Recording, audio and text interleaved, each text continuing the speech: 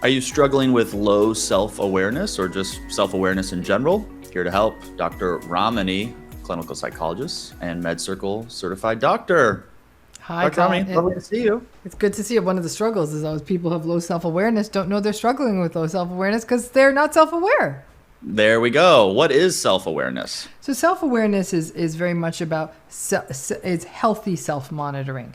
The reason I say healthy self-monitoring is when you get to levels of obsessive self-monitoring, you actually start getting into other issues like that, for example, that you might see in sort of obsessive compulsive patterns. But healthy self-monitoring, where a person is aware of how they impact other people, how their words can affect other people, how their behavior affects other people. So for example, being on time, all of those things, all of that is about self-awareness, how they communicate. All that package of all those things together constitutes self-awareness. Low self-awareness is definitely not good for the people around the low self-aware person.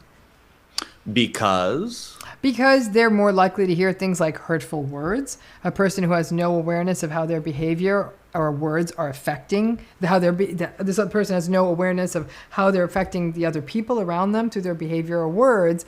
And then oftentimes later on, the low self-aware person may say, okay, I'm sorry.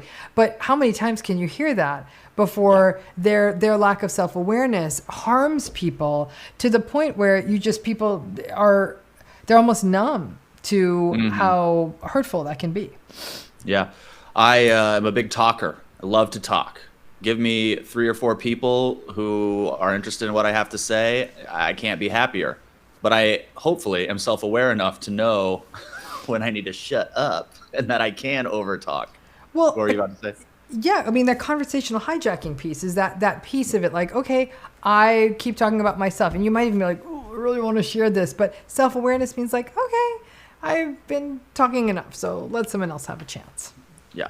Okay, so there are 3 signs, there are a lot of signs, but there are 3 signs we're going to go over in this video that could indicate somebody has low self-awareness. The first sign is poor self-monitoring. Can you provide some examples of this? So self-monitoring is being aware of how your actions, your words, your presence is affecting other people. Right? That's self-monitoring. So self-monitoring could even be something like it's a meeting and it's a very structured meeting and you open up a big smelly dish of fish to eat at the meeting. Right. That's poor Right. self-monitoring, right? Yeah, sure, other people are eating their lunch, but this could be like, this is sort of probably a bit beyond the pale for this meeting. And so it's just being aware of yourself and yourself in a given situation. Yeah, okay, great. I get that one. This next one, emotional dysregulation. People who have low self-awareness are often quite dysregulated, right? So imagine, Kyle, we could go through life just saying and doing whatever we want. Like just going up to someone and saying, how could you have 35 items in the 10 or less aisle? Or like, how could you be driving like that? I mean, in LA, you're probably going to get shot if you did something like that. But the fact of the matter is this idea that we could just say or do or yell or cry or scream any which way we want, that's emotional dysregulation. And there's a low self-awareness to that. We can't behave in those ways. We do have to be somewhat regulated. That's called being an adult. And so people who have low self-awareness just kind of scream, yell, shout, behave the way they want, scream at people who work at stores, scream at other people, like just they do not regulate themselves. And I mean, listen, again, that's on a whole continuum as well. At the lowest levels, it's really somebody who might be like, like that. And like, okay. But at the high levels, it can be violence and aggression. And so it's no joke. Like emotional dysregulation isn't just somebody who's being dramatic. It can actually be dangerous. But most people, or not most people, but I always assumed that if you're screaming and yelling because somebody in front of you is in the 10 items or less line and they have 35 items, that you're aware that you're screaming and yelling in a public place. No. I mean, that concept, emotionally dysregulated people when they are they have really poor distress tolerance, right? They can't handle stress. They can't handle frustration. They can't handle that somebody's breaking a rule. And instead of maybe saying to the manager, like, oh, I'm not really comfortable with this, like a lot of us in line have 3 items. Could you open up another line or something? Because this person's 35 items. That's not the spirit of this line. There's a way to do this through appropriate channels, right? That person, though, it is a bit of a snap. There's some self-awareness, right? They're not psychotic, but they will really kind of not be able to, they're impulsive. They're not able to make that stop moment. And that emotional dysregulation that's why you'll get a lot of this, scream, scream, scream. They may get in trouble and they'll say, okay, you know what? I didn't mean it. I didn't didn't get enough sleep last night. They'll make a bunch of excuses for the dysregulated behavior. And with people with low self-awareness, they keep repeating the bad behavior. It's not as though somebody didn't get enough sleep and has a dysregulated meltdown and says, I am so sorry, and then they don't do it again. That's not what we're talking about here. Yes, now I get it. This third one is impulsivity.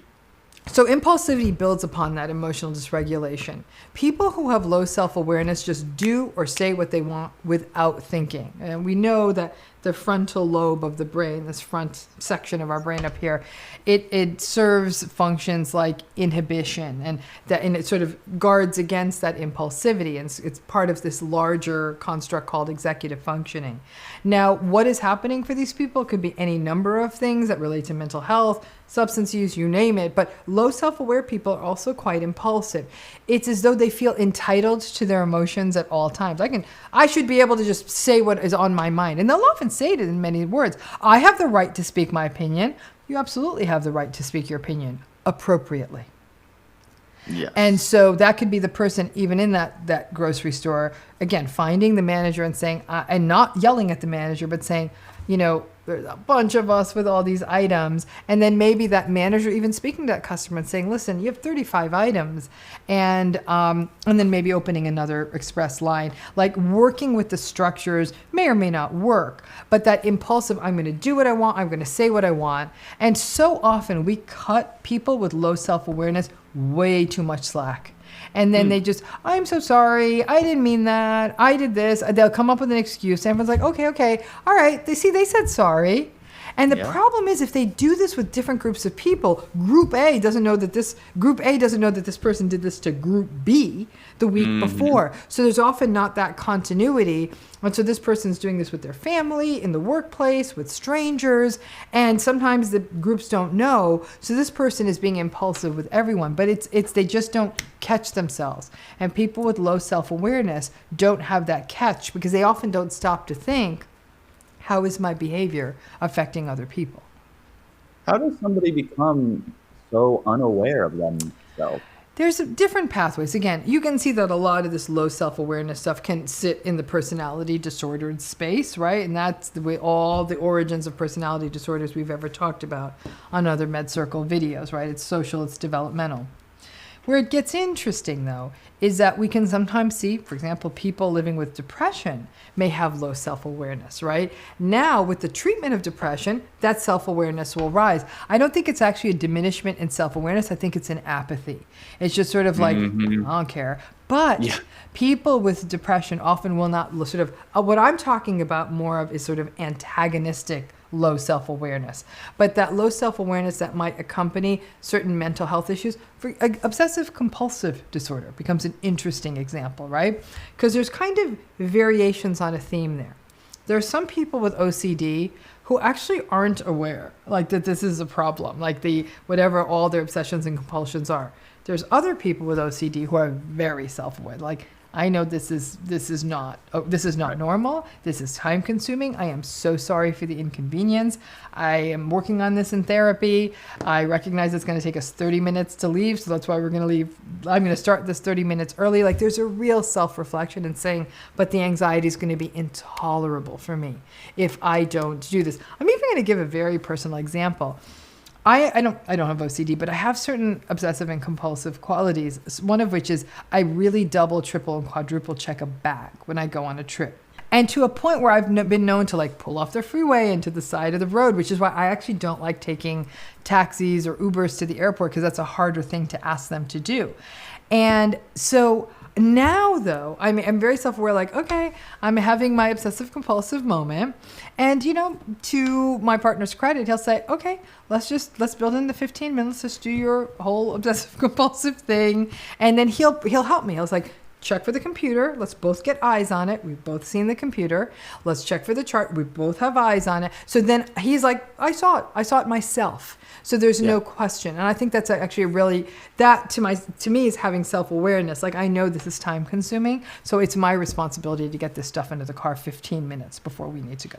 And is it just because you're worried you're going to forget something, or there's an actual obsession that you're trying to keep from It having? goes back to some real childhood stuff for me. It really, really does. Doesn't it always, though? Yeah, it always does. Yeah, for me, I know exactly the origin of it. And once I was willing to be sort of, first of all, had someone next to me who was supportive and didn't say, oh, what's wrong with you? But like, okay, take your time. Let's do this a different way.